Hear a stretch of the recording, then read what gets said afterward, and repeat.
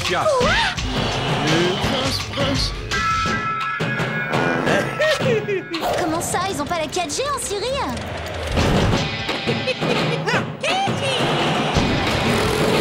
Oh, Dior.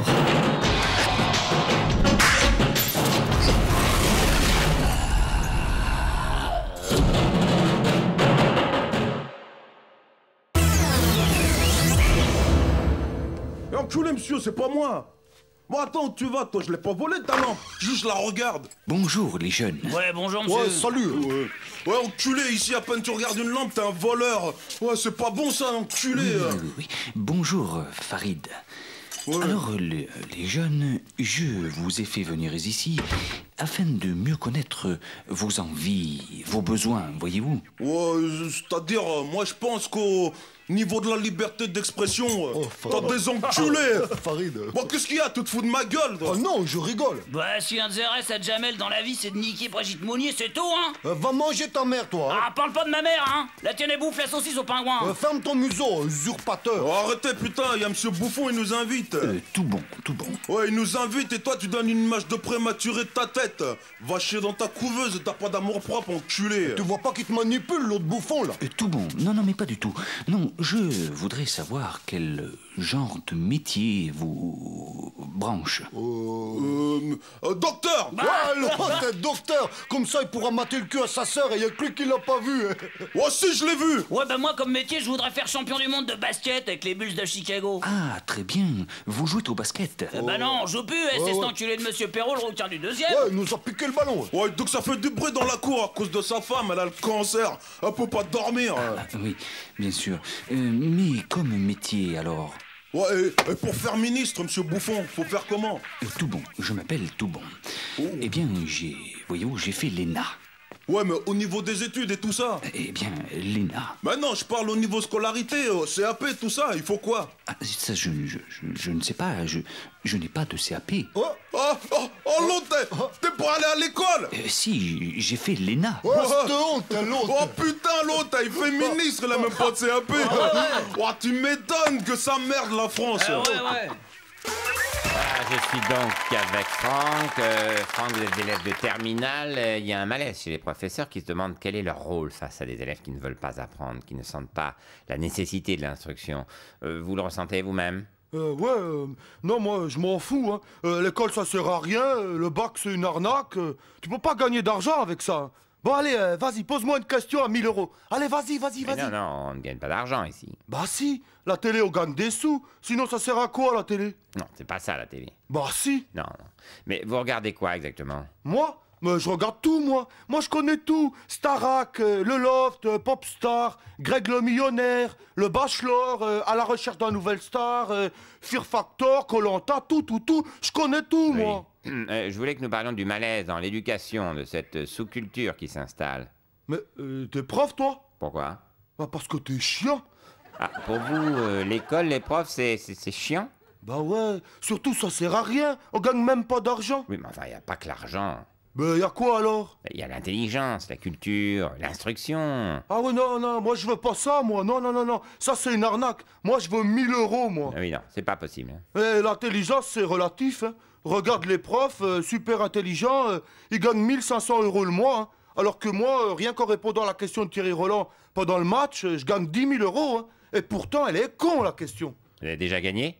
Non, mais intelligent, ça sert à rien. Si t'es intelligent, t'es obligé de travailler. Tu peux plus faire Popstar, Starac, Nouvelle Star.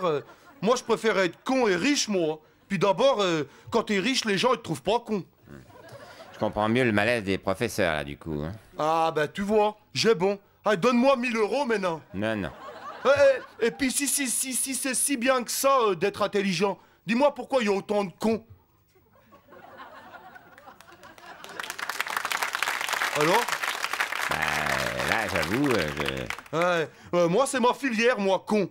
Ma prof de maths, Madame Voilard, elle est intelligente, eh ben, elle passe pas dans Voici. Jean-Pascal, lui, il est con comme un robinet, et dans Voici tout le temps. Bon, ça, c'est pas un métier, ça. Mais ça rapporte de l'argent, c'est ça l'important, c'est ça que je dis. Le monde, il est fait pour les cons. La télé pour les cons, le ciné pour les cons, le sport pour les cons, et Voici tire à 500 000 exemplaires. Je serais quand même bien con de vouloir être intelligent. Pour finir pauvre comme un rabinet en plus. Ouais. Ah, finalement, vous devriez aller passer le bac philo demain. Vous avez plein de choses à dire, vous. Non, j'ai dit non. La suite. Voilà, je suis donc avec Oussama Ben Laden. Oussama, plus personne n'entend parler de vous. Qu'est-ce que vous devenez? Ben, ça va, Amdoula. J'ai fait les fêtes de Noël à Megève. Bonne neige, hein, bonne bouffe et un genre de l'an des folies. Ah oui, j'ai essayé le surf. C'est balèze, hein. Je me suis niqué un genou. C'est trop dur, le surf. Non, mais moi, je voulais... Et là, j'ai profité des soldes à Paris. J'ai trouvé des escarpins andins pour mon espèce d'icounasse. Ça va aller nickel avec sa burqa. Oui, non, mais on s'en moque. Vous êtes un terroriste. Ah, merci de le rappeler, c'est bien aimable, monsieur. Quoi? Plus personne parle de moi. C'est vexant. Je suis has-been ou quoi? Hein? Eh oui. J'ai l'impression que l'actualité, c'est comme la Star Academy. T'y passes tous les jours à la télé, t'es tout en haut. T'y passes plus, t'es rien qu'une crotte. Bon, exagéré, là. Tu rigoles. Je suis comme la louanade du loft. Il y a un an, tout le monde voulait l'attraper dans la piscine et aujourd'hui, même à Franprix, ils la veulent pas pour la quinzaine des saucissons. Bah oui, mais il faut faire des trucs. Si vous faites rien, faut confirmer pour rester au top. Ah, excuse-moi. Tu veux que je fasse 5000 morts? Ah, non, c'est pas ce que je voulais dire, mais... Non, on n'a pas oublié, vous êtes un monstre. Ah non. En ce moment, le monstre, c'est Saddam Hussein. Oui, vous êtes deux monstres. Ah non, on peut pas comparer. Non, lui, il est beaucoup plus moche que moi. Hein. Avec ses moustaches là, il est vilain. Combien de fois je lui ai dit, laisse pousser la barbe, c'est viril. Eh non, lui, il garde la moustache. Avec son gros bide là, on dirait les Village People. Mais c'est pas un problème de moustache, il a des armes nucléaires, chimiques. C'est ça, oui. Il a méglaoui sur ton nez, oui. Mais comment vous le savez? J'en sais rien. Mais 10 ans d'embargo, avec les satellites qui voient jusque dans ton slip, s'il fabrique des armes, il est fort, hein. C'est Sylvain Mirouf. Les inspecteurs cherchent pour l'instant. Eh ben, si c'est les mêmes qui me cherchent, moi et Mola Omar, ils sont pas prêts de trouver, hein. Ouais, pas faux, ça. En parlant des Mola Omar, si quelqu'un il a une antiparasite de 103 SP, il y a Omar qui a niqué le sien sur le Paris Dakar. Oui, bon, ça va, les petites annonces, là. Hein. Ben attends, pour une fois, je passe à la télé, je profite, hein, c'est normal, hein. Et spécial dédicace à Richard Reed, qu'il est encore plus moche que Saddam. Bon, allez, ça suffit, hein. Regarde, dès qu'ils passent à la télé, on peut plus les arrêter, hein. Voilà, je suis donc avec l'entraîneur de l'équipe de France, Bernard Laporte, et son capitaine Fabien Pelouse. Oui, Fabien, oui. Bernard, c'est une défaite lourde. Comment vous analysez ce match? Oh, ben, l'analyse est simple. Je crois qu'on a pris des essais au plus mauvais moment. C'est-à-dire? Tout au long du match. De la 4e à la 80e minute. Tout le temps. Sans arrêt. Dans tous les sens. Entre les poteaux. Sur les côtés. Avec course 40 mètres. Avec course 90 mètres. En riant. Les mains dans les poches. C'est fini, Fabien. C'est fini. C'est fini. Oui, nous n'allons pas revenir sur le match lui-même. On l'a tous vu. Alors parlons du match revanche de samedi prochain. Non, Fabien. Calme. Je te l'ai promis. Tu ne joueras pas samedi. C'est promis. Calme. Il a peur. Ah, ben il a peur, oui. Puis il a mal surtout. Hein. Ah oui, son orgueil en a pris un coup. Alors. Oui, son orgueil et sa rate, son foie, ses côtes, ses poumons, sa moelle épinière. La moelle épinière, carrément? Ah ben oui, ils lui ont vrillé la colonne. Ils en ont fait un Scooby-Doo. Oula, c'est violent un match contre les Blacks. Pas l'hôpital, pas l'hôpital. Non, Fabien, c'est fini. Samedi, on joue l'Italie, en foot. Ah, calme. C'est traumatisant, hein, on dirait. Oh. Oui, un peu, oui, quand même. Mais c'est ce que j'ai expliqué à mes 3 joueurs à la fin du match. Nous. Pardon, 3 joueurs? Oui, 3, c'est tout ce qui me restait à la fin. 6 se sont enfuis, on en a rattrapé 5 à l'aéroport et un à la frontière de la Serbie-Monténégro où ils demandaient l'asile médical sous une fausse identité. Ouh la vache. Et les autres, hein? Mais ils sont sous la pelouse de Gerland. Je ne comprends pas, là. À la suite d'une mêlée. Non, parce que les Blacks, ils poussent horizontalement au début, et quand ça cède, 3 secondes plus tard, ils continuent à pousser, mais là, verticalement. On en a retrouvé des joueurs jusqu'à 30 mètres sous terre. Oui, c'est fini. Lui, on l'a retrouvé qu'à 17 mètres. Il s'était accroché à l'arbitre. D'où l'importance de l'arbitrage dans un match de rugby. Mais alors, pour le match de samedi? Non, chut, mais leur dites pas. Non, on leur a pas dit qu'il y avait un match retour. On leur a juste dit qu'on montait à la capitale, pour visiter Paris, Tour Eiffel, le Louvre... Et vers 20h, on les met dans le bus, on les habille, on les jette sur le terrain, advienne que pourra. Mais comment vous les habillez? Ils s'habillent pas tout seuls? Oh non, ça fait partie des gestes malheureusement élémentaires et qui ne feront plus jamais. S'habiller seul, c'est comme manger seul, uriner seul, vivre seul. Oh mon Dieu, les pauvres. Oui, c'est la misère là. Heureusement, on est en pleine semaine du handicap. Moi j'en ai 15 là. Faut leur trouver du travail. Rien de trop physique, bien sûr, et rien d'intellectuel non plus, car la majeure partie souffre de lésions cérébrales graves. Oui, Fabien, sauve-toi, qui t'en est bien sorti. Oui, je vois, oui. Bon, alors, rendez-vous samedi pour le match. Hein. Oui, et surtout dimanche, dans l'urgence. Allez, la suite.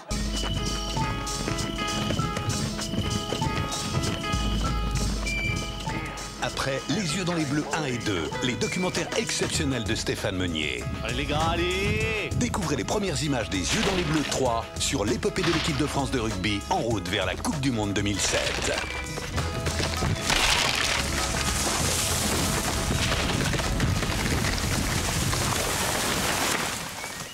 Sébastien, attention Sébastien, si tu ne muscles pas ton jeu Sébastien, tu vas au-devant de graves déconvenus. Faut que tu te muscles Sébastien. Me muscler, coach? Mais où ça? J'ai déjà tout travaillé. Et le front? Tu as travaillé ton front? Muscle-moi ce front Sébastien, il est pas assez solide.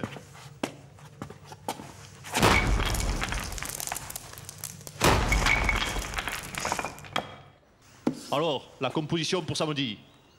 Les avants, Ibanez, Miou et Devilliers. Bon, les avants, on se concentre sur le foie et la rate. Le mieux, c'est le piétiner. Deuxième ligne, Thion et Pelouse. Les gars, on se concentre sur les bourre-pifs, les fourchettes dans les yeux et l'arrachage des oreilles. La la la la la la la la la la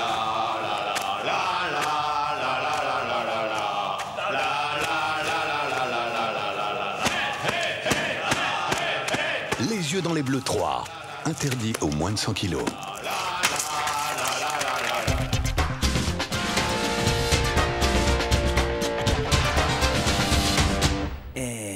Darvor.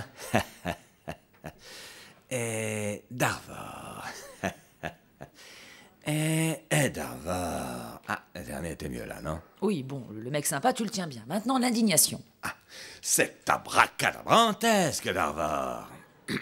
C'est dinguissimo, monsieur. Attention, Darvor, vous êtes bordure chabette les mètres chaque là. Bien, maintenant on va y aller, tu ne penses plus à rien, tu fais de vide dans ta tête. Bon, pensez à rien. De bré. Tout bon, tout bon, tout bon. Oui, moi aussi je vais faire le vide, tiens, Vandel. Donc avec Jacques Chirac, monsieur le président de la République, cette fois tout le monde est d'accord, vous allez devoir vous expliquer. Mais j'y suis prêt. Oui. Darvor, l'explication, elle est constitutionnelle. Vous êtes tous chabites, les femmes sont chaménaux, et moi je suis perché. Non, arrêtez avec ça. Michel Roussin, votre bras droit, est en prison. Ah bon, qu'est-ce qu'elle a fait? Justement, c'est ce qu'on vous demande. J'en sais rien, moi. Non, arrêtez, monsieur Chirac. Tous les gens qui étaient autour de vous sont impliqués dans des affaires. Ah oui, je sais, je l'ai échappé belle, hein. Avec tous ces gens malhonnêtes autour de moi. Ils auraient pu me voler la CX ou des trucs pires, hein. C'est une connerie.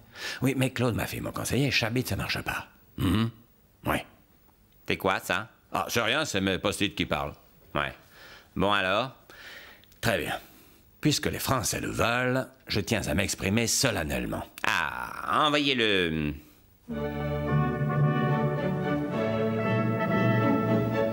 Mes chers compatriotes, je ne me souviens plus de rien. Merci. Non, monsieur Chirac. Non, là, on ne vous croit pas.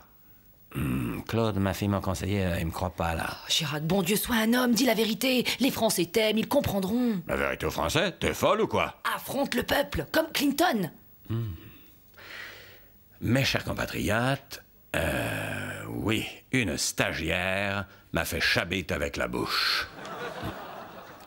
T'es sûr pour Clinton, là? Monsieur Chirac, parlez avec votre cœur. Je vais vous dire toute la vérité, solennellement. Ah!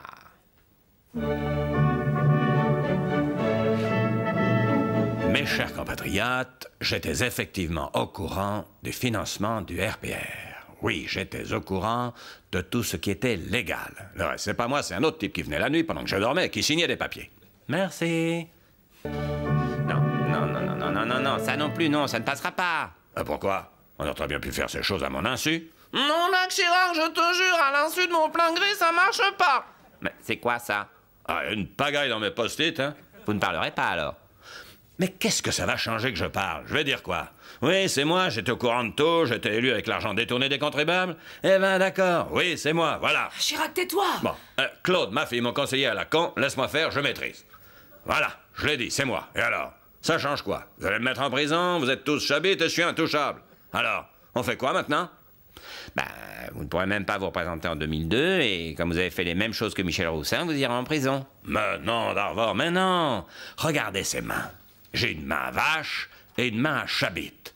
Ma main Chabet, elle va me faire tenir jusqu'aux élections, et ma main Vache, elle me les fera gagner, c'est tout. Le pire, c'est que ça peut marcher. Passer pour une vieille réac méchante à mon âge? Pas question. Pourtant, moi, je suis contre l'avortement, pour la messe en latin, contre le droit des femmes, et j'ai même défilé avec les intégristes de Saint-Nicolas du Chardonnay. J'aime pas trop les Noirs. Et les Arabes non plus, mais bon... Alors, pour masquer les effets néfastes de mes idées de droite bien réac, j'ai découvert le pouvoir de la télévision. Avec la télévision, paraître sympa, c'est facile. Une invitation par semaine suffit. Regardez. Sous l'effet de la télévision et grâce à l'action combinée de la druckérite, de la phlogiéline et de la pernotose, les idées de droite s'estompent et la courbe de sympathie augmente. L'effet est visible dès les premiers jours. Le résultat est là. Grâce à la télévision, je suis plus populaire que jamais. Mais oui, vous êtes gentil. Je vous aime beaucoup, oui. Merci. Je les méprise, ils sont laids et on n'y voit que du feu. Franchement, si je ne vous l'avais pas dit, vous l'auriez vu que j'étais une vieille réac de droite bien méchante. Et non. Merci la télévision. La télévision? Parce que je le vaux bien. Voilà, sans transition, il est difficile de changer ses habitudes, surtout quand elles sont vieilles, regardez.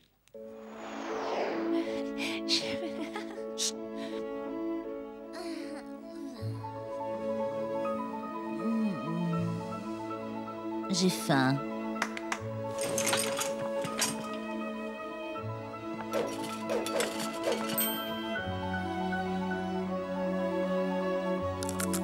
Qu'on m'habille.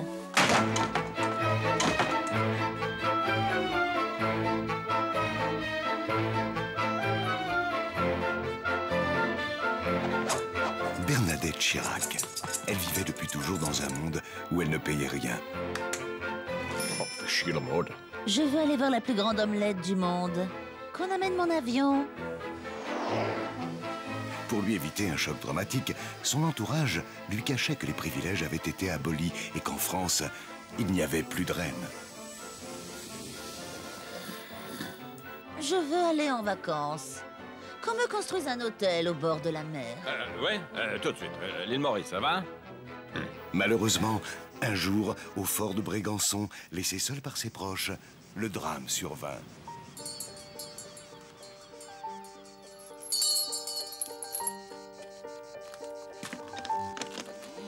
Bonjour madame. Oui. 4 pizzas et une boîte de 12 chicken, c'est ici? Non. Bah Jacques Chirac, c'est pas ici? Ah si, ça doit être pour mon mari. Posez ça là. Ah tu vois, c'est là. Bon, c'est 40 € madame. Pardon? C'est 40 €. Sauce piquante ou pas? Non. Partez. Ouais, je vais partir, hein, mais faut payer avant. Hein. Après, je pars. 40 €. Mais non, mais je ne comprends pas. Garde! Garde! Non, franchement, madame, je veux pas d'histoire. Hein. Tu payes, je pars et c'est fini, t'as vu? Mais je ne comprends rien à ce que vous dites. Comment ça, tu comprends pas? Attends, c'est abusé, là. Tu manges, tu payes. Tu vas au cinéma, tu payes. Tu prends l'avion, tu payes. Tu comprends, c'est la vie, c'est comme ça, franchement, t'as vu? Tu prends les pizzas, tu payes. Oh là, qu'est-ce que vous l'avez dit, là? Mais rien, franchement, t'as vu, tac, quoi. J'ai dit 40 €, c'est tout. Ouais, et je te jure, elle est trop chelou, ta meuf, hein. Ouais. Allez. Bernadette venait de se réveiller. Bon.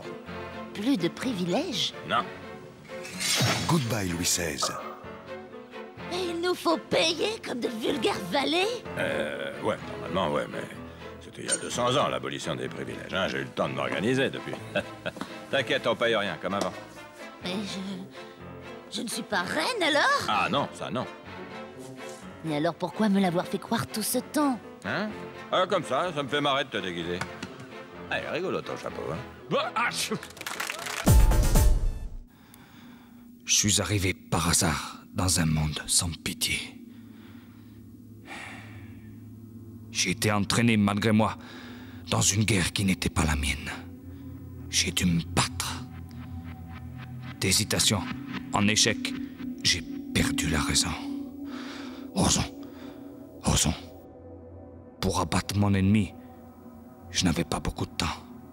Alors, je n'ai rien respecté. ni mes amis, ni ma famille. Ozon, je suis devenu un prédateur. J'ai appris tous les coups bas, sans état d'âme. Aveuglé par la haine, je me suis fixé moi-même une mission suicide. Abattre TF1. On m'a donné tous les moyens. J'ai renié tout ce que j'aimais. J'ai viré, j'ai débauché. Je suis devenu un autre. Mais enfin, c'est pas vrai ça, mais quand est-ce que vous allez me donner une émission? Enfin, quoi, bon Dieu de merde! C'est pas ma guerre. This is the end, beautiful friend.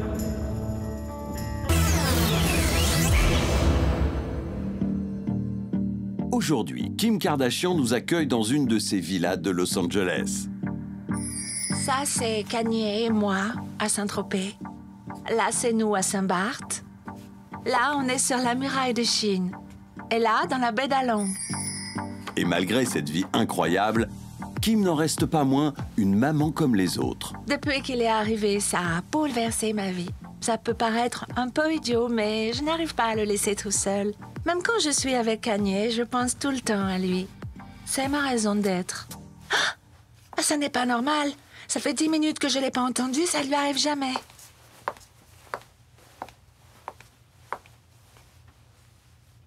Oh, le pauvre, il est tout chaud. Je n'aime pas quand il est comme ça. Hi, my bitch. Regarde un peu ce que je t'ai amené. Le nouvel iPhone 13. Non, l'iPhone 13. Eh, tu sais quoi? C'est moi qui l'ai inventé, avec mon cerveau. Oh, il est trop mignon. Oh. Mais c'est quoi ce bruit?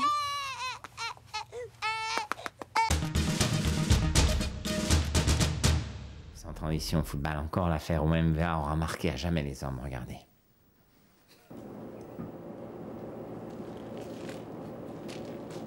T'as l'autre.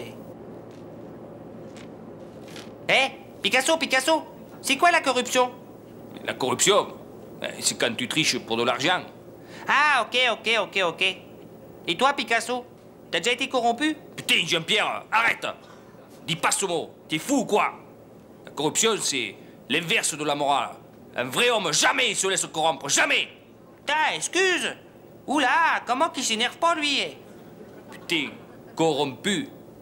Ce mot, il salit l'esprit. Mais il salit aussi la bouche de celui qui le dit. Bon, allez, dors. Ouais. La corruption salit la bouche. La morale. La corruption. Putain, Jean-Pierre. 145 000 occasions, pas une seule fois. T'es corrompu ou quoi? Non, je suis pas corrompu.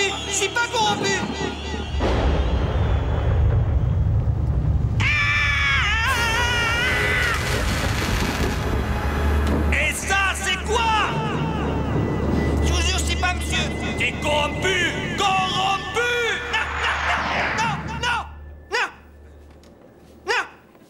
Oh, Jean-Pierre. Un cauchemar de corruption que je t'ai pas fait, moi, Putain, encore? Ouais.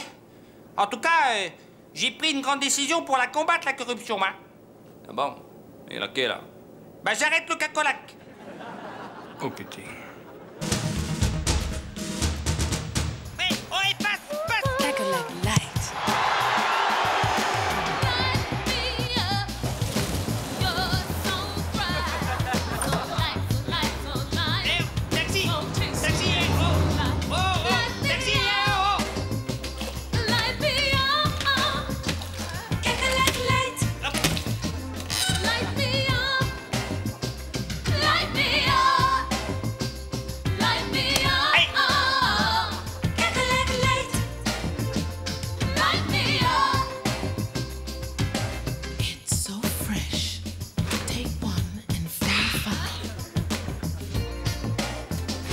Cacolac Light.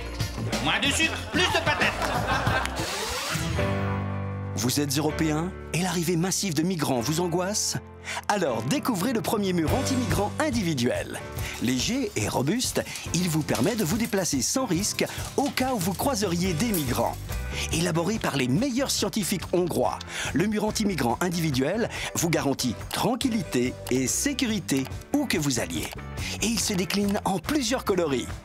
Je vais le prendre en rose, c'est plus girly.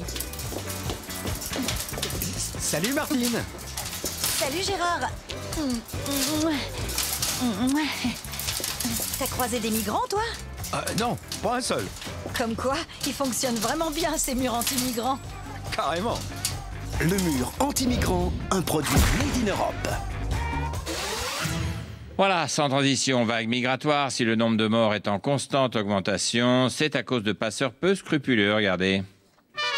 Vous connaissez le jeu Bourricot?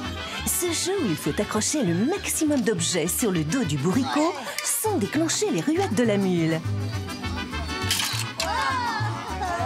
Découvrez aujourd'hui sa nouvelle version remise au goût du jour. À moi de commencer. Je mets des réfugiés syriens ici. Et moi, les Somaliens à l'avant du bateau. Les Afghans. Un jeu convivial à jouer comme si tu étais un vrai passeur de migrants. Je suis sûr que je peux encore placer des Somaliens au-dessus. Vu comment ils sont maigres, ce sont pas eux qui risquent de faire basculer le bateau. Pas mal. Il me reste plus que quelques Érythréens et c'est gagné. Perdu! Oh non, non, non! J'ai quand même gagné! Parce que les migrants, ils ont payé leur voyage d'avance! Migranos, le jeu où les migrants sont traités comme des bourricots. Dictateur Augusto Pinochet est libre. Pendant des mois, il a évité tout procès en invoquant des raisons de santé. Je suis malade, je ne peux pas être jugé, je marche presque plus, je ne comprends plus rien. Ce matin à 9h, on lui annonçait qu'il était libre. Le juge a rejeté la demande d'extradition. Vous êtes libre. Et à 9h05, il était dans l'avion. Et puis l'odieuse campagne de calomnie continue contre Augusto Pinochet. Il est faux de dire qu'il va mieux depuis qu'il est rentré au Chili. La preuve. Bonjour. On voit bien qu'il a du mal à bouger les doigts. Sûrement l'arthrose. Voilà, sans transition, guerre bactériologique. Curieusement, depuis qu'on soupçonne l'extrême droite américaine, on ne parle plus du tout de l'anthrax. Ce n'était peut-être qu'un phénomène de mode. Regardez.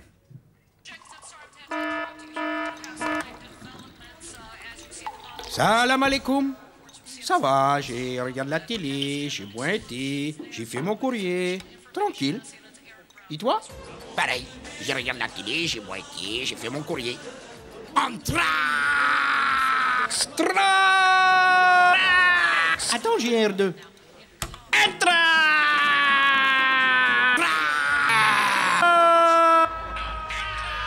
Putain, encore 15 secondes et on localise Ben Laden. 10 secondes.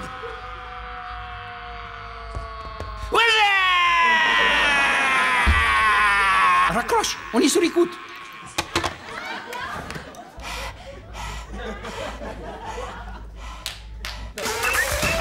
Et pendant ce temps-là, la Corée du Nord continue de menacer les États-Unis et les États-Unis ne disent rien. Mais non, nous agresse pas, nous taquine. Impérialiste de merde. Ah bah non, là, il l'agresse, là. Non, il joue. C'est mouillé. C'est rien, c'est de l'eau. Il t'arrose pour que tu grandisses. Crève ta rogne. Mon Dieu. On m'a crevé les ailes. Parfait, c'est toi qui liras le rapport des inspecteurs de l'ONU demain. Voilà, je suis maintenant avec François Hollande. Monsieur Hollande, hier à Clichy-la-Garenne, vous avez tenu votre premier meeting de candidat aux primaires. Monsieur Hollande? Pardon, je crois que je suis en hypoglycémie. J'ai les jambes qui flageolent, là.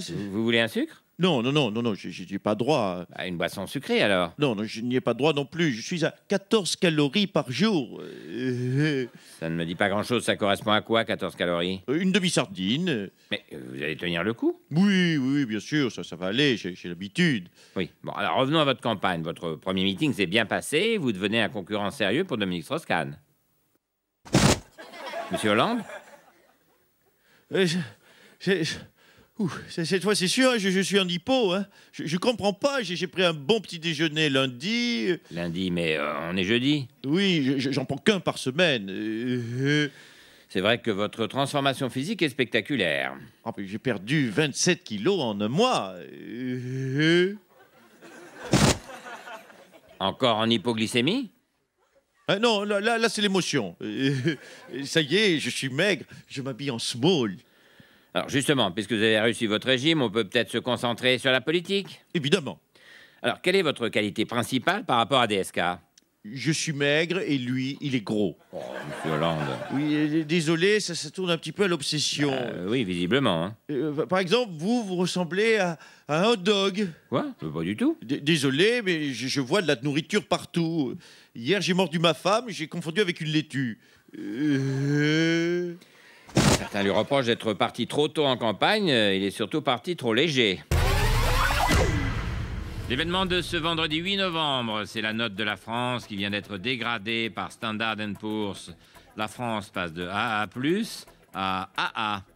Et François Hollande passe de mou à moumou. Bonjour Jean-Marc. Alors, prêt pour notre point presse du lundi? Absolument, François. J'ai tout parcouru et j'ai enfin une bonne nouvelle. Les journaux ont arrêté de faire des sondages anti-moi? Pas exactement. Les quotidiens s'en donnent toujours à cœur joie. Le Monde fait sa une sur ta nouvelle baisse de popularité. Hein? Le Parisien publie un sondage sur ton incapacité à décider. Le Figaro sur ton incompétence. Et même Libé affirme que 78% des Français trouvent que tu es le dirigeant le plus nul depuis Louis Lebègue. Même l'Équipe publie un sondage comme quoi 92% des sportifs français se sentent incapables de gagner un titre sous ta présidence. Mais alors, c'est quoi ta bonne nouvelle? Les hebdomadaires sont devenus gentils? Pas vraiment. Un sondage du Point dit que 82% des Français pensent que tu ne finiras pas ton quinquennat.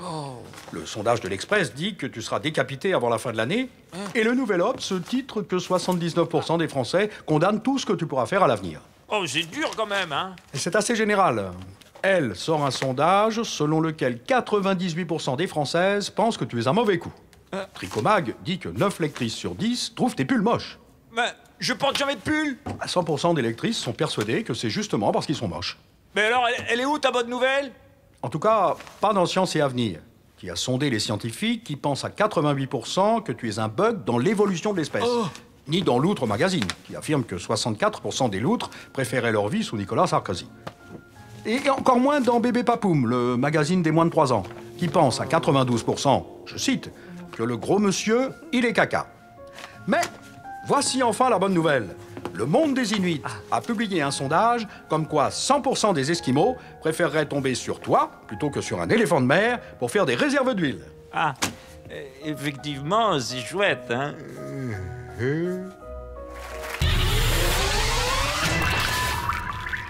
Problème de peau grasse, de boutons ou de points noirs? Réagissez avec le soin pour le visage Diadol. Le soin pour le visage Diadol, c'est une ceinture d'explosifs dernière génération d'une efficacité sans précédent. Les tests le prouvent. Dès la première application, boutons et points noirs disparaissent totalement. Avant, Kevin était un garçon qui vivait mal son adolescence. Il n'osait pas sortir. Et les espèces du counas se moquaient de lui. Avec le soin pour le visage Diadol, c'est fini. Plus de peau, plus de boutons. Soin pour le visage Diadol élimine durablement tous les problèmes des adolescents. Diadol, pour nous, les djihadistes à peau grasse. Merci, Diadol. Messieurs, tout le monde se demande aujourd'hui comment une telle chose a pu arriver en plein cœur de New York et de Washington. Eh bien, ce sont des avions qui ont foncé dans des tours. Je l'ai vu à la télé. C'est des avions. Ouais, notre défense n'est pas étudiée pour ça. Nous, on est préparés contre des missiles, contre une autre armée. Mais 10 bougnoules avec des cutters et des ciseaux qui détournent des avions, on sait pas faire. C'est invraisemblable. Putain, ça me dégoûte. Hein. On a l'arme nucléaire et on se fait avoir par 10 bougnoules armés comme des jardiniers. Vous ne pouvez rien faire, donc. Si, il faut tuer tous les jardiniers et bombarder les jardilandes. De toute façon, on va tout péter, alors. Enfin, quand même, au service secret, la CIA, ils ont été mauvais, là. Critique pas la CIA, connard. C'est les meilleurs du monde, la CIA. Ben, là, non. Ah ouais? Et qui c'est qui l'a formé et armé, Ben Laden? La CIA. Qui c'est qui a mis en place tous les dictateurs du monde, qui leur a appris à tuer, à manipuler? Qui c'est qui leur a filé toute la logistique pour pouvoir se servir des armes qu'on leur a vendues? La CIA. Alors dis pas du mal de la CIA, hein. Si les bougnoules, ils ont réussi à bousiller les tours, c'est grâce à nous. Oui, probablement, mais c'est un peu bêta, là, non? C'est vrai, c'est une tragédie pour l'Amérique. Mais bon, comme on dit, à chaque chose, malheur est bon. Hein? Oui, maintenant, on va pouvoir faire un grand ménage, avec la bénédiction du monde entier. Enfin, du monde entier, sauf les bougnoules. Mais C'est pas risqué? T'occupe pas de ça, W. Toi, tu triples les crédits militaires, tu compatis avec les familles, tu vas à la télé. Nous, on s'occupe du reste. Mais vous allez faire quoi? Comment vous allez trouver les responsables? Rien à foutre. On va tuer tout le monde, il y aura bien les bons dans le tas. Vous dites ça sous le coup de l'émotion. Non, on le pense depuis toujours. Maintenant, on a un prétexte. Tout le monde va payer pendant 50 ans, maintenant. Et ça, on a bien compris, oui. Et la suite. On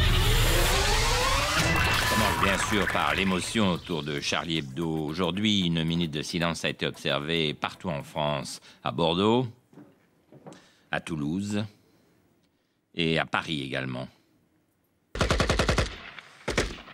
Apparemment, il y en a qui veulent pas se taire. À la suite de cet attentat, le plan Vigipirate a été immédiatement renforcé. Monsieur Valls, quelles sont les mesures prises? Nous avons relevé le niveau de sécurité, nous abandonnons le plan Vigipirate attentat, on passe au niveau supérieur. Ah bon, il y a plus haut que Vigipirate attentat? Oui, nous avons enclenché le plan Vigipirate, sauf qui peut. Oula. Et ça, c'est le plus haut niveau? Non. Ensuite, il reste le niveau Vigipirate, chacun pour soi, moi je m'en fous, j'ai une bagnole. C'est rassurant quand même, hein. Alors les forces de police ont été mobilisées et réparties sur les sites sensibles. Il y a des policiers dans les gares, les aéroports, à la sortie des écoles. Vous messieurs, vous êtes où? On protège des crayons de couleur au rayon papeterie d'un Super U. Et des feuilles de papier canson. Oui, en même temps, ça va être difficile d'être partout. Attentat de Charlie Hebdo toujours avec... Excuse-moi, j'ai un truc à dire là. Oh, Philippe, c'est peut-être pas le moment. Ah bah, je veux juste te dire que les gars qui ont fait ça, c'est des gros cons, puis c'est tout. Attends, on est tous d'accord là-dessus, hein. Ah ouais, mais moi j'ai des preuves. C'est-à-dire? Bah, quand t'es pas content d'un journal, t'écris au courrier des lecteurs pour gueuler. Tu vas pas buter tout le monde avec Kalachnikov. Oui, merci Philippe. Et en plus, si ta lettre est bien tournée, tu peux avoir 6 mois d'abonnement gratos. Donc c'est vraiment des trous du cul, puis c'est tout. Alors d'après les vidéos de la tuerie, les meurtriers se sont revendiqués du prophète Mahomet et après les meurtres, ils ont crié « Le prophète est vengé ». Mahomet, vous êtes le prophète des musulmans? Oui, vous n'êtes pas obligé de le crier sur tous les toits non plus. Comment ça? Bah, en ce moment, avec la pub qu'on me fait, j'ose à peine sortir de chez moi. Oui, des terroristes qui se réclament de vous, oui, c'est vrai. Je précise que moi, je ne me réclame pas d'eux.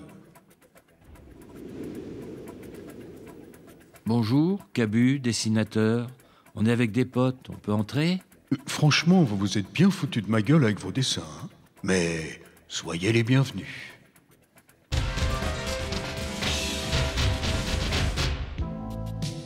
Bien choisir son oreillette, c'est important.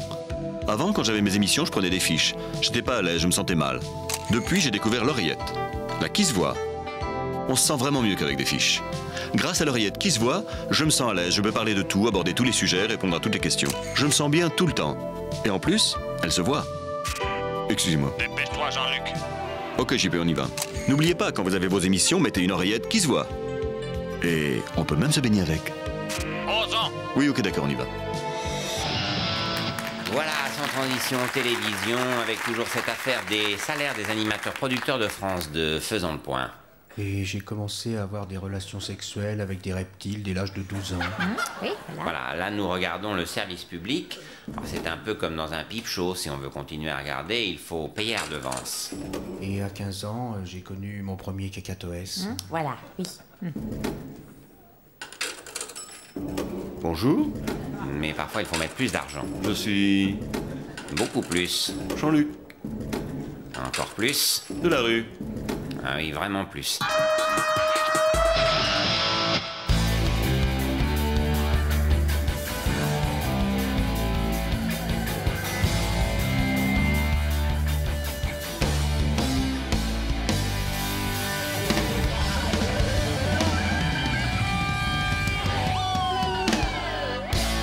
Bonsoir, bienvenue à Nulle part ailleurs. Tout de suite, l'édito de Florent Gazan. Chers amis, si vous aussi vous souhaitez voir ça l'année prochaine sur Canal+, envoyez dès maintenant vos dons à Alain de Greff, Canal+, 85 89, quai André Citroën, 75 711, Paris, CEDEX 15.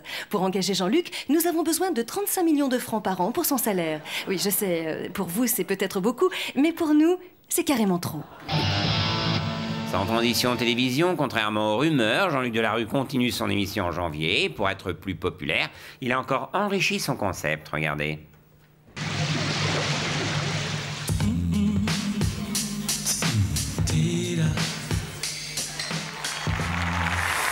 Bonjour, bienvenue à C'est l'heure, nouvelle formule. Mon invité d'aujourd'hui est un acteur qui s'est rendu célèbre en jouant Tarzan, l'homme singe. Il a eu pour partenaire deux chiens dans un film intitulé Hercule et Sherlock. Christophe Lambert. Bravo. Si vous aussi vous avez bien répondu en renvoyant votre coupon TéléZ, vous gagnez 10 000 francs. Second invité, professeur Wezinski, spécialiste des maladies cardiaques, c'est bien ça? Oui. Perdu. Fallait répondre ni par oui ni par non. Vous avez donc un gage, professeur. 20 minutes pour opérer ce patient à cœur ouvert. Top chrono. Christophe, une actualité chargée? Ouais. Pour répondre, je vous rappelle qu'il faut appuyer sur le buzzer. C'est un jeu. Actualité chargée, Christophe? Voilà, pendant que Christophe répond, ménagère à vos stylos pour la recette du jour en bas de l'écran. Aujourd'hui, la cassolette d'aubergine à la tomate. Professeur Anne Molipa, je vous rappelle qu'il y a 50 000 francs à gagner pour le téléspectateur qui aura trouvé le temps exact à la seconde près de votre intervention. Demain, Christophe, sortie de votre nouveau film dans les salles? Bah ouais. Buzzer? Ah, c'est con ce jeu. Compresse. Ouais, c'est un film. Oui, c'est un film qui sortira demain sur toute la France. Avec de la Bretagne et la Normandie jusqu'au Pays de Loire, un temps couvert. L'après-midi, des éclaircies avec quelques averses près des côtes du Finistère. Professeur, le cœur va lâcher. Oh, merde. Christophe, ton film s'adresse à tous les Vous pouvez publics. nous tenir ça, s'il vous plaît, une minute? Ouais. Un film tout public comme C'est l'heure, nouvelle formule où l'on n'oublie pas les enfants. C'est moi, Casimir. C'est dans cette carrette, on va Alors, le faire. Casimir, on ne t'avait pas vu à la télé depuis longtemps. Ouais, mon film. On n'oublie pas le buzzer pour parler. Ah, pas cool, là, j'ai explosé le boudin. Voilà, c'est l'heure, nouvelle formule se termine. On se quitte avec de la musique régionale, le Bagad de Plunur-Lorraine. Bye bye, Kenavo.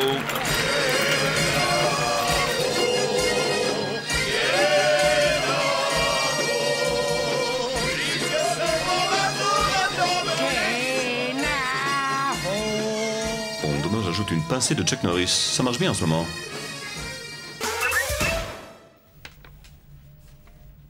Désolé Jean-Luc, mais on ne peut plus suivre. Désolé Fred, j'ai moins d'émissions cette année. Au revoir. Spontanéité, efficacité. Licencié.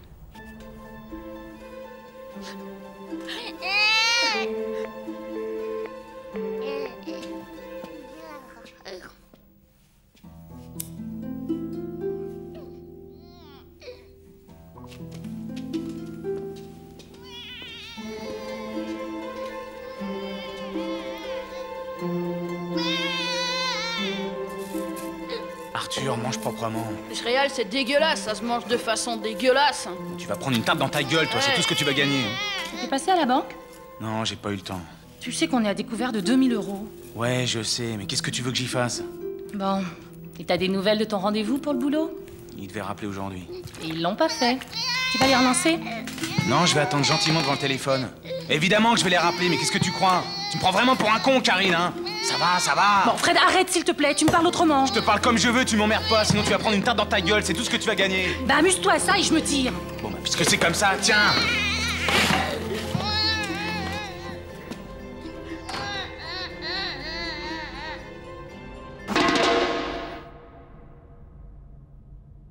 Frédéric, ça fait quoi de revoir ces images? Ben, c'est douloureux. Ça reflète bien mon quotidien depuis que j'ai plus de travail. Depuis quand vous n'avez plus de travail? Ben, depuis que tu m'as viré. Qu'est-ce qui s'est passé? Ben, comme j'étais CDD, précaire, quoi, quand il n'y a plus eu de boulot, bon, ben, tu m'as dit de partir, voilà, quoi. Une épreuve, donc? Bah ouais. Et puis surtout, comme j'ai jamais fait gaffe à mon statut, je me suis retrouvé sans indemnité, quoi, rien. Oui, difficile, quoi. Bah ouais. On a bossé 4 ans ensemble, quand même, hein. Mais bon, en plus, je regardais pas mes heures, surtout dans ce boulot, on restait après les tournages, on bossait le samedi, dimanche, des fois. Courageux, donc. Ouais. Enfin, je crois que j'ai bien fait mon travail, non? Je me suis endetté en pensant que j'avais un avenir, et puis, viré, quoi. Enfin, même pas viré, puisque j'avais un emploi précaire, alors là, les dettes, les crédits, pas de réserve.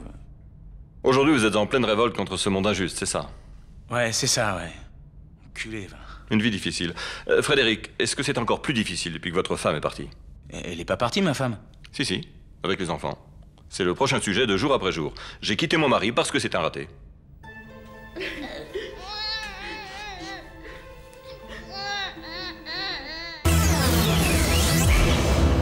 Sans transition, je reçois donc Jean-Pierre Foucault. Alors Jean-Pierre, c'est la rentrée télé. Ce soir, vous présentez une nouvelle émission, c'est ça? Oui, Patrick, bravo, c'est exactement ça. Ça s'appelle Le Grand Soir. C'est totalement nouveau. Ah, c'est super. C'est quoi? Ben, c'est une émission avec des chanteurs qui chantent des chansons. Mais ce serait pas un peu les années tubes que vous présentiez depuis 5 ans? Ben non, Patrick, rien à voir. Puisque ça s'appelle Le Grand Soir.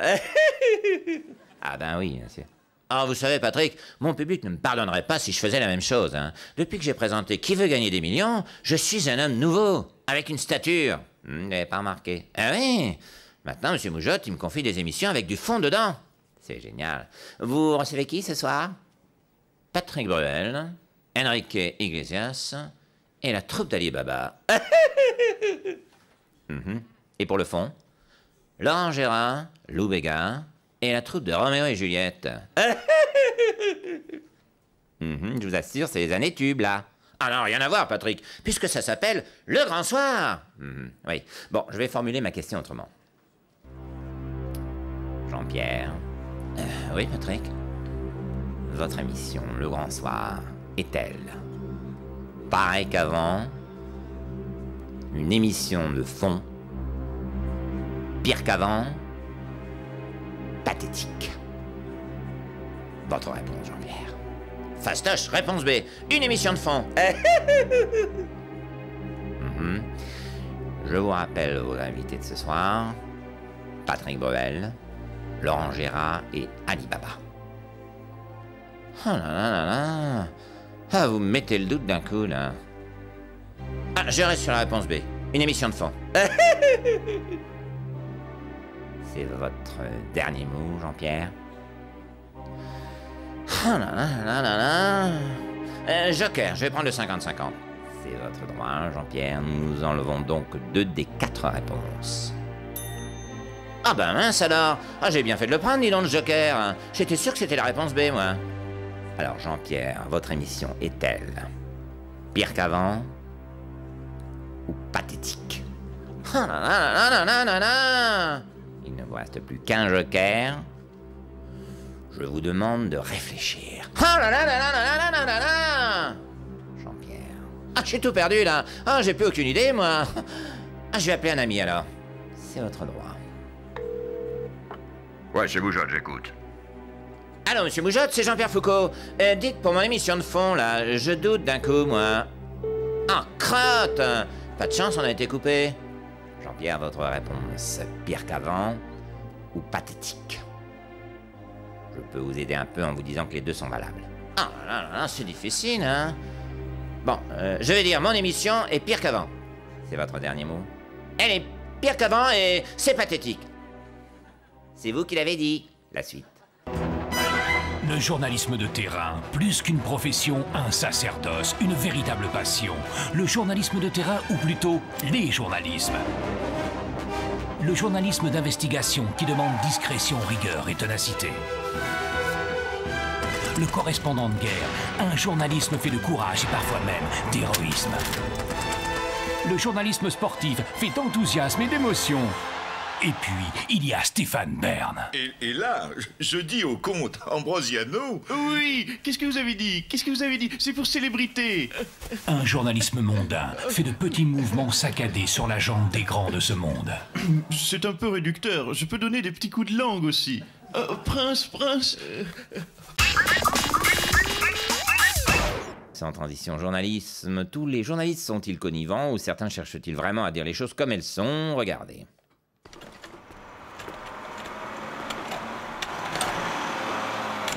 Salut les boueux! Salut Raymond!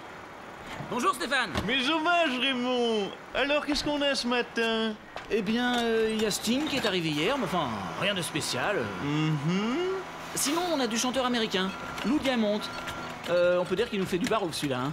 Ah bon? Ah oui, à 3h du matin, il a fait monter 5 bouteilles de champagne et des filles. Hein. Lou Diamond. Mais il n'est pas fiancé à une actrice, lui? Bah là, il est descendu tout seul. Avec des putes. Oh, pas de médisance. Mais ça reste intéressant quand sa femme va la prendre, parce qu'elle va la prendre forcément. C'est bon. Wow. Merci Raymond, à demain. Où va-t-on maintenant? Rue de Turbigo, et puis après on descend sur Foch. Très bien, comme ça je ferai la princesse Gudrun de Hollande. Je la trouve très grosse en ce moment, comme épaisse. Et comme le fœtus est pas mal formé, la princesse a préféré s'en débarrasser. Ah bon? Mais non, il est pas dedans. Elle a fait ça en clinique privée. Elle était hors délai, alors... Wow! Merci André, vraiment. Bon, nous on va à la décharge, et toi? Pareil, laissez-moi TF1, il faut que je vide tout ça dans Célébrité. Pas sans transition télévision, 20h10 pétante est à l'extérieur pendant une semaine et... Oui, Poivre 2, je suis en direct du Festival de Cannes avec comme invité vedette Robert De Niro. Stéphane, alors actuellement, c'est la montée des marches, un moment émouvant, beaucoup de stars. Non, Stéphane, vous êtes à Bourges, sur le parking de l'église. Je veux rentrer. Je vous en supplie, il n'y a que des dingues ici. Mais Stéphane, il est très bien ce festival. Oui, il est bien quand on le voit de Paris. Mais venez sur place, vous verrez. Hier soir, ils m'ont fait boire du Malibu dans des gobelets en plastique. Il y a des gens qui mettent du pâté dans du pain. C'est horrible. Mais c'est rien, ce sont des sandwichs, Stéphane. Ne paniquez pas. Je veux rentrer. Je serai plus utile à Paris. Ouais, c'est vrai que pour la nomination du nouveau pape, là... Quoi? Un nouveau pape? Mais mon Dieu, mais c'est moi qui dois commenter normalement. Ah, vous n'étiez pas au courant, vous n'avez pas lu les journaux. Mais non, mais on est à Bourges, je vous rappelle. Le kiosque à journaux est à plus de 17 km, j'en peux plus. Je vous préviens tout de suite, Poivre 2. Si vous ne me faites pas rapatrier, demain, je présente l'émission en blue jean. Stéphane Bern en jean à Bourges, sur le parking de l'église. Ouais, c'est toujours mieux que Stéphane Bern en Bermuda à Cannes. Hein.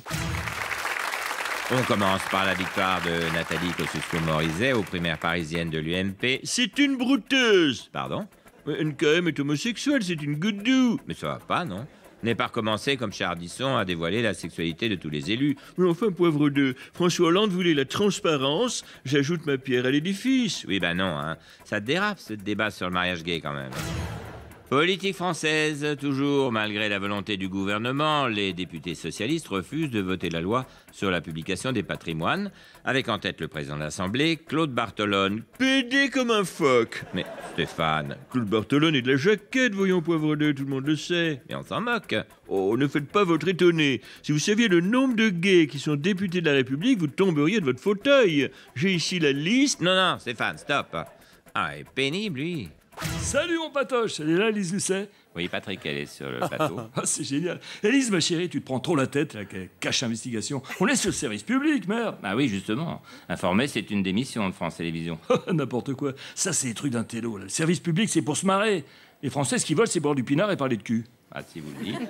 Bon, Élise, j'ai une idée. La prochaine fois que tu rentres dans le bureau d'un salaud de grand patron, pas la peine de discuter. Tu pètes un coup et tu ressors. Oh putain, c'est génial. La gueule qu'il va faire, le mec. Voilà, Antoine, comme vous le voyez sur France 2, il y en a pour tous les goûts. Voilà, sans transition, je reçois Étienne Moujotte et Patrick Sébastien. Bonsoir. Génial! Alors, messieurs, c'est un véritable tollé qui a accueilli l'émission de Patrick Sébastien aux ans. Attendez, non. De quel tollé parlez-vous? Moi, j'ai les résultats. 52% de part de marché, 10 millions de téléspectateurs, c'est un triomphe. C'est génial, hein? Les intellos, ils en prennent pas la gueule. Moi, je suis français, j'aime la grosse déconne. Les Français, c'est pas les cons. Faut arrêter de les prendre pour des veaux. Les Français, c'est des déconneurs, et moi, je suis un déconneur, c'est tout. Étienne, j'ai pas une tâche, là? Où ça? Poète. Ah, dis donc, t'as maigri, toi. C'est très drôle, c'est tellement rabelaisien. Mais c'est nul, Étienne. C'est-à-dire, non, c'est... Enfin, 52% de part de marché... 10 millions de téléspectateurs, c'est drôle.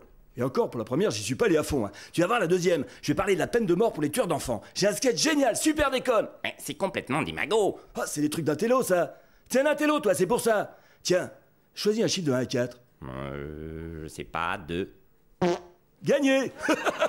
Génial, j'en ai des caisses comme ça. Ah, des caisses. Ah, je suis génial, j'ai même pas fait exprès de jeu de mots. C'est tellement rabelaisien. Étienne. Pas de tabou en humour, c'est ça qui est génial, on va oser tout. Merde, on a qu'une vie, faut déconner. C'est-à-dire que là, je vois pas comment vous pourriez aller plus loin. Mais si, on peut toujours se marrer plus loin, c'est une question d'idées, c'est tout. Des idées, j'en ai des tonnes, je fourmille, putain, c'est génial. Étienne, baisse ton froc. Pardon. Baisse ton froc, allez, qu'est-ce que tu riches? Baisse ton froc, t'as les jetons. Non. Étienne, qu'est-ce que vous... 52% de part de marché. Patrick, qu'est-ce que vous allez faire? Oui, qu'est-ce que vous allez faire, en fait? Bon, je te parie que je te souffle dans le poireau, t'as les coups qui tournent. Non, quand même. Alors, Étienne? Paris tenu, 10 millions de téléspectateurs. Génial! Non, c'est tellement rabelaisien. Mon Dieu, non! Ouais, il a cru, c'est génial. Non, c'était juste le plaisir de faire baisser son froc. Je sais pas si tu te rends compte, le vice-président de TF1 en calcif. C'est génial, archi insolent. Maintenant, Étienne, je vais te foutre une carotte dans le cul. Ah non, stop, ça suffit. 52% de part de marché, ça ne permet pas tout non plus. La vulgarité a des limites. C'est vrai, Patrick, vous allez trop loin. Oui, c'est vrai. Vous mettrez une carotte dans le derrière quand vous aurez atteint les 65% de part de marché. Très bien, au mois prochain, Étienne, la suite, vite. Voilà, sans transition, je reçois Patrick Sébastien. Salut. Non, Patrick, ça va pas, non? Ouais, oh, c'est de la déconne, hein? Oui. Alors, Patrick, votre contrat ne sera pas renouvelé par France 2. À votre avis, pourquoi? C'est politique, c'est parce que je dérange. Oui, personne ne conteste le fait qu'il y ait une gêne quand on regarde vos émissions, mais à France 2, on dit que c'est à cause de votre vulgarité, de vos blagues systématiquement en dessous de la ceinture. Non, franchement, te laisse pas embobiner. Il y a un complot contre moi, on veut me faire taire. Les politiques, ils ont les foies. Vous êtes sûr? Bah oui, sur le style, je suis inattaquable. Non, c'est ce que je dénonce qui dérange, c'est le fond. Et moi, je travaille sur le fond. Et qu'est-ce que vous dénoncez, au juste? Que les politiques, c'est des enculés qui prennent notre pognon, les impôts, tout ça. Ah oui. C'est peut-être trop d'avant-garde. Ah, peut-être. Regarde Ségolène Royal, la ministre de mes couilles, là. Bon, elle gueule que je suis vulgaire. Moi, bon, j'ouvre le dialogue, je réponds qu'elle s'occupe de son cul. Résultat, elle fait la gueule, cette conne. Et à votre avis, pourquoi? Parce que ça dérange. Crois-moi, pas dans un pays. Quand on peut pas traiter un ministre de connard ou de grosse pute, décoller avec Le Pen ou filmer le cul des gonzesses, c'est le début de la dictature. Bon, Patrick, s'il vous plaît, moins de gros mots. Voilà, t'es dans le système. Tu veux m'empêcher de m'exprimer, toi? Non, c'est pas ça, mais essayez de mettre des blagues autour des gros mots. Mais non, c'est politiquement correct, ça. Un gros mot, c'est drôle en soi, merde. Vous êtes coincés, tous. Je vous assure que non, Patrick. Mais si, on vit dans une dictature, là, merde. Tiens, rien que le caca. Quoi, pardon? Le caca, on n'y a pas droit à la télé. Imagine, j'ai une idée comme ça. Bon, par exemple, un gars, il chie sur la tête d'un sosie de Strauss-Kahn, le ministre de mes couilles, là. Bon, pour exprimer que, bon, par exemple, on paye trop d'impôts. Je peux pas le faire, ça, il y a censure. Et pareil pour le pipi, hein, c'est inquiétant, non? Que vous ayez l'idée? Non, qu'on m'empêche de le faire. Oui, c'est juste pas très fin, pas très intelligent. Mais merde, l'intelligence, c'est élitiste. C'est le début de la dictature. Non, on va me faire taire, c'est sûr, je dérange, là. Oui, mais il vous reste vos spectacles. Là, on peut dire ce qu'on veut dans un spectacle. Ouais, mais bon, mes spectacles, il y a un complot. Hein. Ah bon, là aussi? Ouais. Je sais pas comment ils font, mais ils empêchent les gens de venir me voir. Ah non. Je te jure, il y a personne. C'est un complot. Ah, sûrement, oui. Bah ouais, pourquoi qu'ils viendraient plus? Franchement, je les fais rire, les gens, bordel.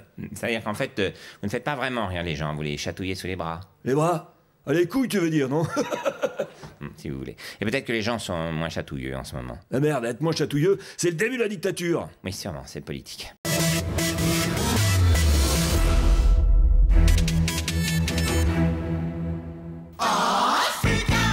Pour mes achats au quotidien, comme ce costume 3 pièces Armani en alpaga chilien, j'utilise ma carte de crédit. Dites pas le prix, c'est indécent. Ah, très bien. 7 000 €. Pour mes dépenses futiles, comme cet iPad série limitée en peau de serpent, j'utilise aussi ma carte de crédit. Dites pas le prix, c'est indécent. D'accord. 4 500 €, hein. La vache, c'est la classe. Il y a certaines choses qui s'achètent très cher, et pour tout le reste, il y a Mamie Zinzin. Mamie Zinzin, faut rajouter un 0 sur le chèque, là. Très bien, monsieur Morosi. Voilà, 5 millions d'euros. La carte Mamie Zinzin, c'est 2 milliards d'euros de découverts autorisés et des retraits de 500 000 € par semaine. Mamie Zinzin, enfin une banque à qui parler. Et elle est ouverte le dimanche, hein. C'est pour la petite souris, mamie. Jean vient de perdre sa première dent. L'image du jour, c'est Jacques Chirac qui revient gonflé à bloc de son voyage en Afrique. Il aurait plein d'idées pour relancer la consommation et la croissance. Lunettes de soleil, jolie, pas cher. Montre, jolie montre en or, pas cher. Jolie gorille, pas cher. Avec la caquette qui sort. Jolie gorille, non, hein? C'est pas bien ça pour relancer la croissance? Escroquerie internationale. Les dirigeants russes auraient détourné 10 milliards de dollars provenant du Fonds monétaire international, une somme astronomique dont on se demande ce qu'elle est devenue. La piste la plus sérieuse, c'est que depuis 3 ans, ils s'en servent pour empailler Boris Yeltsin.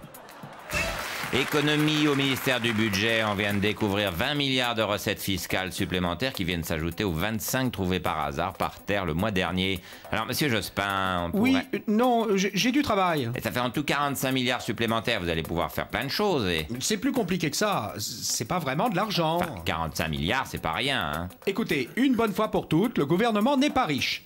Excusez-moi. Lionel, je peux te parler une seconde? Oh, je repasserai.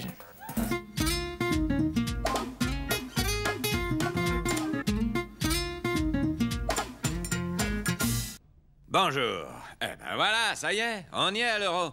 Ah, c'est quand même plus pratique, hein? Ah bon? Bah ouais. Tiens, pose-toi, fais clochette. Hein? Bon, lève-toi, tu me pourris ma démonstration, là. Oh, Chirac, qu'est-ce que tu fais? Je montre aux gens que c'est plus pratique l'euro. Chirac, non. Bah si. Bah non. Bah si.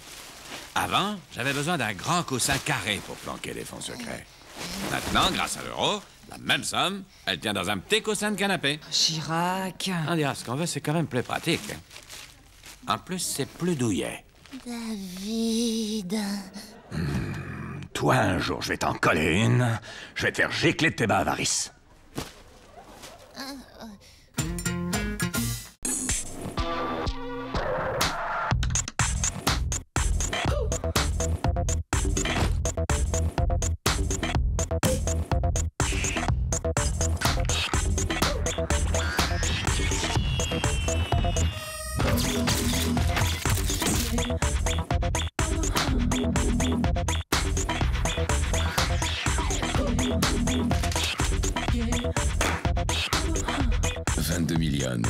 Indemnité de licenciement, bailler en blanc. Le nouveau gouvernement a été annoncé dès hier soir. Jean-Pierre Raffarin l'a présenté lui-même aux Français. Ministre délégué à la recherche... Aigneré. Claudie Aigneré. Claudie Aigneré. Ministre aux personnes âgées, Monseigneur Di Falco. Hubert Falco. Hubert Falco, pardon. Et à la réforme de l'État... Henri Pagnol. Marcel Pagnol. Mais non, Henri Pagnol. Allez, dégage, va me chercher un café, je vais le faire. Pendant que José Bové est en prison à sa place, Jacques Chirac a peaufiné le remaniement du gouvernement avec le Premier ministre. Et Noël Lenoir aussi, il faut mettre. Il m'a bien aidé au Conseil constitutionnel. Oui, bon, d'accord. Et puis Bédier, il m'a bien aidé aussi. Oui, bon, c'est le dernier, là, je peux plus. Et puis aussi Jean-Pierre Pernaut, Darvor et tout TF1. M'ont bien aidé, eux. Mais franchement, s'il faut caser tous les gens qui vous ont permis d'échapper à la tôle, il y a 82% des électeurs à faire entrer au gouvernement. Allez, un petit dernier. Jospin, m'a vachement aidé quand même, hein? Et moi, je sers à quoi? Toi, tu sers 2 cafés et l'addition. Non, pour l'addition, je déconne, je paye rien.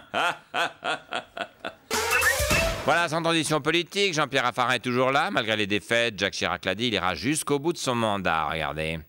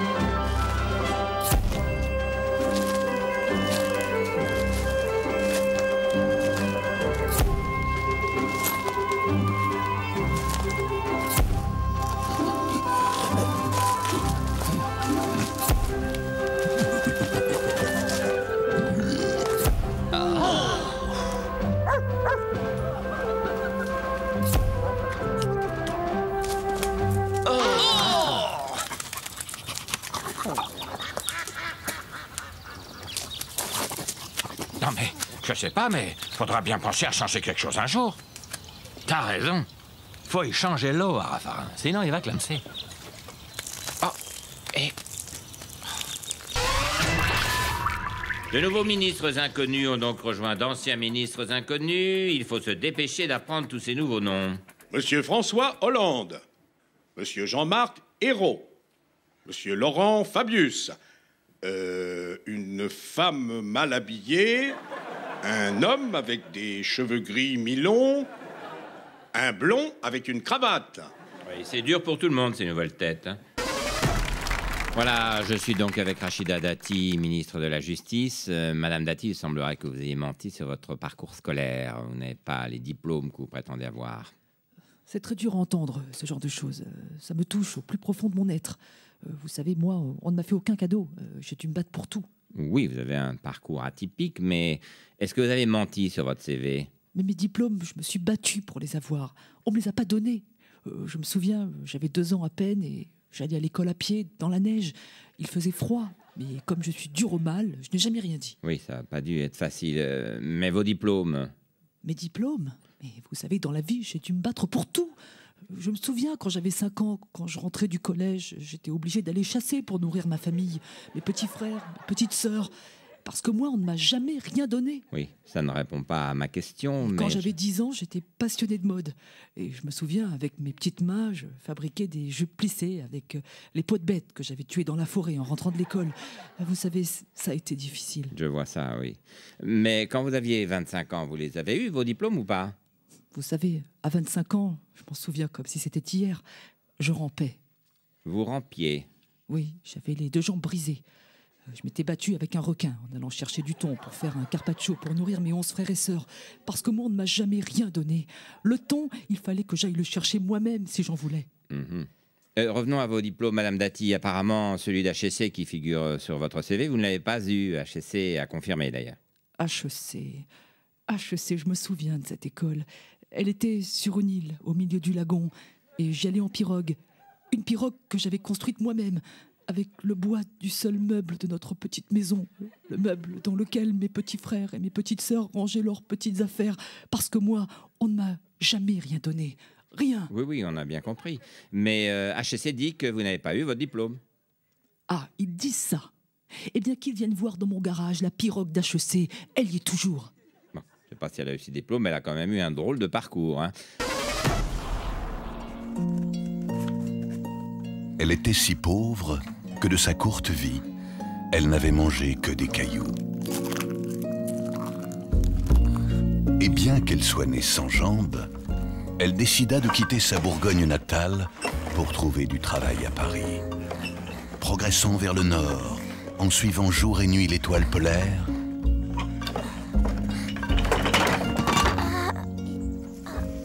elle fut un jour recueillie par des loups qui la nourrirent, puis lui enseignèrent tout ce qu'il savait.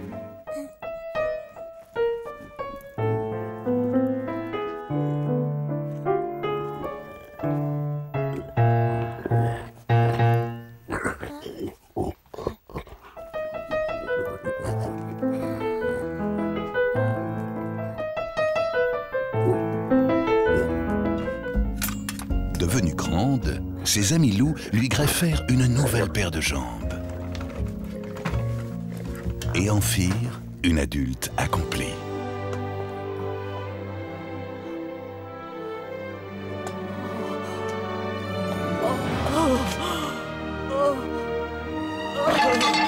Survivre avec les loups 2, l'histoire véridique de Rachida Dati.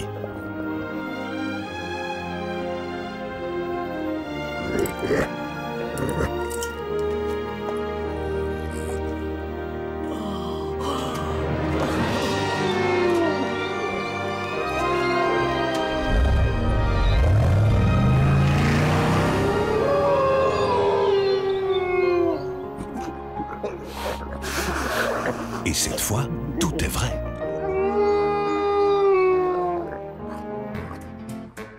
Tout le monde pense qu'il n'y a pas plus bête qu'une poule qui a trouvé un couteau.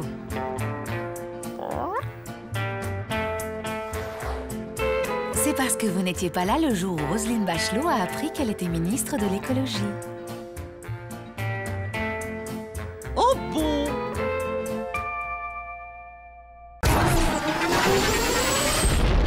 Madame Bachelot, Nicolas Sarkozy est donc le futur président de la République. Hein, c'est comme ça, la presse a choisi. Bah, au prix qu'on les paye, il manquerait plus que ça. Hein. Ouais. Alors justement, vous êtes connu pour votre franc-parler. On se souvient de votre bourde sur Jacques Chirac. Laquelle? Oui, pardon, celle sur le sonotone, vous aviez dit qu'il était équipé alors que tout le monde voulait le cacher. Oh, ça va, c'est pas grave ça. Bon, Chirac, il est sourd comme un pot, il est sourd comme un pot, voilà, c'est pas un secret, hein. Les vieux, c'est sourd, ça perd la boule, bah, faut le dire, hein. Oh, ça va, j'ai pas dévoilé qu'il était alcoolique non plus, hein, ce qui aurait été beaucoup plus grave. Donc vous ferez partie du prochain gouvernement de M. Sarkozy. Tous les sondages du Figaro lui sont favorables. Les Français du Figaro sont d'accord avec lui, mais... En vrai, vous qui le connaissez, il est comment, Nicolas Sarkozy? Petit, tout petit. Oui, non, je voulais dire comme président de la République, il sera comment? Oh bah, petit aussi. En 7 mois, il va pas grandir, hein. Vous savez, à son âge, ça bouge plus. Oui, non, mais sa taille, on s'en moque. Mais oui, mais c'est ce que je lui dis tout le temps. Arrête avec ta taille, on s'en fout que tu sois petit. Oui, c'est pas un sujet, ça. Mais c'est ce que je lui dis. Mais lui, il fait une fixette. Il pense qu'à ça, à sa taille de nain. Vous croyez? Ah bah oui, comme tous les petits, il est complexé, hein. Il va jusqu'à truquer des photos et tout. Ah bon? Ah bah, la photo avec Bush, il est à la même hauteur.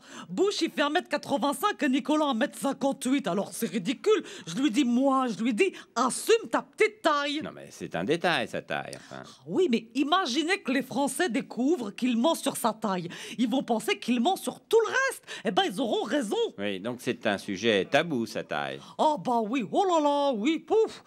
Nous, à l'UMP, on a interdiction d'en parler de sa taille de nain. Hein. Il se vexe, c'est pour ça. Ah non, mais si on en parle, on fait que rigoler, puis on travaille plus.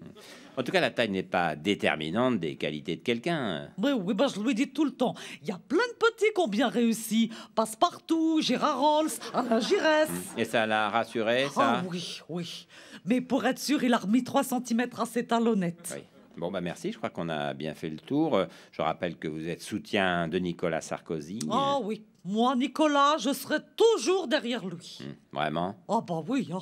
Bah, de toute façon, devant lui, on n'a pas le droit, hein. Sinon on le voit plus. Merci Roselyne. Allez, la suite. Ces enregistrements contiennent quelques révélations. On y apprend notamment que les proches conseillers de Nicolas Sarkozy trouvaient Roselyne Bachelot idiote. Ah bon? Eh oui, c'est ce que dit Patrick Buisson. Nous aussi, on est sous le choc, hein. Oh, des gens me prennent pour une idiote, vous êtes sûr? Bah, nous non plus, on comprend pas. Oh, franchement, entre nous, hein. Oh, si j'avais été aussi bête que ça, est-ce que j'aurais été recruté par Laurence Ferrari pour faire le grand 8 sur D8? Ah bah, dites quelque chose! Ah non, il n'y a rien à dire, on est comme vous, hein, on est sans voix. Et si j'avais été si nul que ça comme ministre de la Santé, vous croyez qu'ils m'auraient nommé ministre des Sports juste après? Eh bon, mais dites quelque chose! Non, pas la peine d'en rajouter, Madame Bachelot, je crois que tout a été dit. Oh bon?